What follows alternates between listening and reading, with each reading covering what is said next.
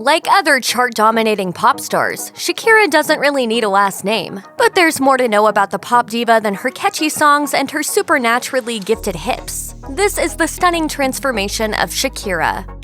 On February 2, 1977, Shakira Isabel Mebarak Ripoll was born in the small town of Barranquilla, Colombia. The child of a Lebanese jeweler and a native Colombian woman, Shakira enjoyed a relatively calm middle-class life until her father went bankrupt and had to sell everything they owned to pay off his debts. That, along with the tumultuous conditions in Colombia at the time, left a lasting impact on Shakira, and understandably so.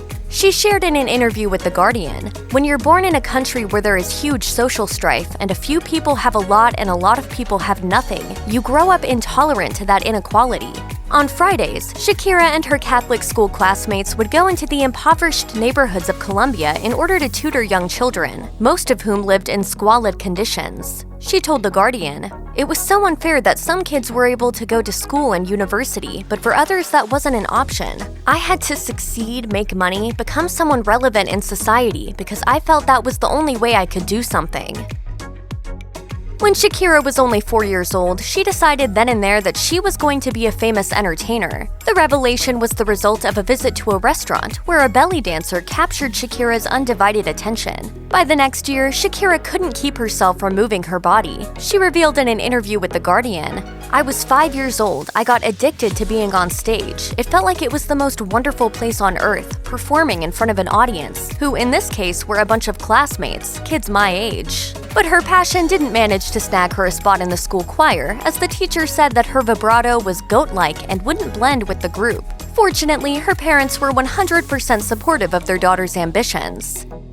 Just as Shakira decided that she was going to be a superstar when she was young, she also started writing songs as a child. Her first was entitled Your Dark Sunglasses, which she composed when she was 8 years old. It was inspired by her father's sunglasses, but it was dedicated to an imaginary boy. She explained in an interview with Rolling Stone, "At that time, I did not have a boyfriend. I was 8 years old, but I always wrote romantic songs, always. Even when I was a little child, the subjects of my songs were romantic. Our girl was a lover from the start." In a particularly endearing move, Shakira's father did everything he could to nurture her talent, going so far as to protect her songs officially. She recalled in an interview with The Guardian, "My dad used to take them to the notary and register them so that nobody could steal them from me. Who does that? What parent takes a treasure in his child's scribbles? Apparently her father did, and he wasn't wrong." The next step in Shakira's career was clear to her, so she threw everything she had into manifesting her ambitions. She recalled in an interview with The Guardian, "Always I was dreaming of a record contract. From 10 to 13, it was all I could think of. I worked hard for this dream. Nobody could say I didn't try." As luck would have it, when she was around 13 years old, she and her family heard that there was a record exec heading to town. Far be it for Shakira to miss such an opportunity, so she ambushed him in his hotel lobby and treated him to an impromptu performance then and there. Miraculously, she was signed with Sony within the week. Was Shakira surprised, as you might think she'd be? Well, no. As she put it to The Guardian, "There was no doubt for me ever. Call it a premonition, call it an instinct. I was born to do this, to connect with a wide audience. The calling I have is the same reason why a dog barks. I always knew I would be a big performer and a public figure." For as much as Shakira has been a trailblazer in her own career, she's also been a leader in her charitable works. Amazingly, she was only 18 years old when she founded her charity Pies Descalzos, Spanish for bare feet, and also the name of Shakira's third album. The charity builds schools in needy regions in Colombia. She shared in an interview with The Independent, "It's in an area where there's a huge population of displaced people, refugees in their own country. It's a very impoverished area where kids have no access to a high-quality education program." That is, until Shakira started turning all of that around. Millions of kids have never been to a school. There are 40 million children and young people in Latin America in the street, literally in the street. The charity has seen dramatic results too, something that Shakira is incredibly proud of. It's already having an enormous social impact on this area. Before this school, there was no paved roads or potable water or electricity. And now all of this has changed because of this alliance that we have created between our foundation, the private sector, and the national and local governments. She added that the gang activity in the area has also dramatically decreased, showing just how effective the initiative has been. After landing a record contract and becoming famous in the Latin music industry, Shakira desired to bring her ambitions to the United States. She was determined to learn English and cut a record for the American audience, something that Gloria Estefan helped her accomplish. Estefan explained in an interview with the Latin Times, "When Shakira began to work with us, she did not know English, so I had to translate the songs from the album Laundry Service for her and convince her that she could do a triumphant job." At first, the record company wasn't on board with an English album, something Estefan had to push back on. They wanted her just to throw a couple of songs in English on a Latin record, and I fought hard. I said, listen, this is her shot. You can't do it halfway. Fortunately, Estefan prevailed, and the album wound up selling millions of copies. Shakira had successfully crossed over.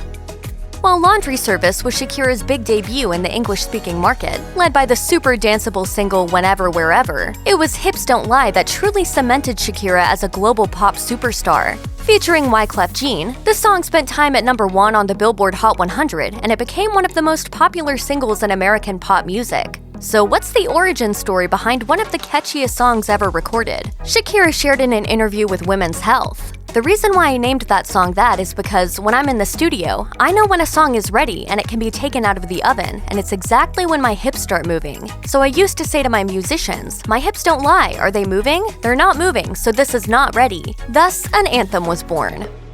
Although Shakira continued to enjoy commercial success in the 2010s, the once religious singer found herself having a bit of a crisis. She lamented in an interview with Elle, "I even had lost my faith for a while. I was becoming agnostic." She added that she believes the existence of God can only be proven through love. That was not an easy situation for Shakira to find herself in, as her faith had always been super important to her. She continued, "It was really hard because I was always very religious, and for a few years, maybe because it sounds so corny, I was not feeling the love like it was supposed to be. I started to think that there was no God." Fortunately, all of that changed when she met her partner, Spanish soccer player Gerard Piqué. As Shakira tells it, he brought the sun back into her life, and the pair have been together ever since. Shakira didn't stop doing charitable work when she became an international superstar. Quite the opposite, actually. Over the years, she has continued to advocate for childhood education, which caught the attention of former President Barack Obama in 2013. She explained in an interview with The Independent, "He has appointed me as a commissioner to consult his administration on educational excellence for Hispanics in the US. We try to find ways to improve the education system for Hispanics in America to achieve excellence." Working with Obama came quite naturally for Shakira, as she felt that he really understood what her goals were. She continued, "He's a champion on early childhood development strategies, so I like the work he's doing and I support it, and I realize that he's one of very few political leaders around the world that actually has early childhood development strategies at the top of his agenda." 2013 was a big one for Shakira and her partner as they welcomed their first child, a baby boy named Milan, that year. A second child, Milan's little brother Sasha, followed in 2015, but don't think that Shakira found motherhood to be easy. Despite all she's accomplished in her life, that's not the case. She confessed in an interview with The Guardian, "Motherhood is the hardest job I've ever done. I'm never sure if I'm doing it right. I'm always second-guessing myself." Fortunately, Shakira and her partner have found their stride together in parenting, though it's still not without its difficulties. She continued, "I love being a mother, but it's challenging to keep the balance. To not let motherhood prevent you from reading a good book, going out with your boyfriend/husband, having an adult conversation." She added that she's also had to work to keep prioritizing her creative space. Although motherhood is the most difficult job that Shakira has ever taken on, the scariest thing in her life didn't happen until 2017, when she had a hemorrhage in her vocal cords and lost her voice. She shared in an interview with The Guardian, "I always thought there were going to be things in my life that would go away, like beauty, youth, all of that stuff. But I never thought that my voice would leave me because it's so inherent to my nature. It was my identity." Understandably, Shakira was depressed, so much so that she could barely get out of bed. While doctors recommended surgery, Shakira wasn't confident that it would help. So she turned to her spirituality to try and reclaim her voice, even making a visit to Lourdes to get holy water. Thank goodness her voice eventually started to return on its own without any surgical intervention. She told the newspaper, "It felt like I was having some kind of religious experience." In 2020, both Shakira and Jennifer Lopez were invited to perform on stage at one of the biggest events in the United States, the halftime show at the Super Bowl. Given what a huge accomplishment this is, it's definitely a cause for celebration.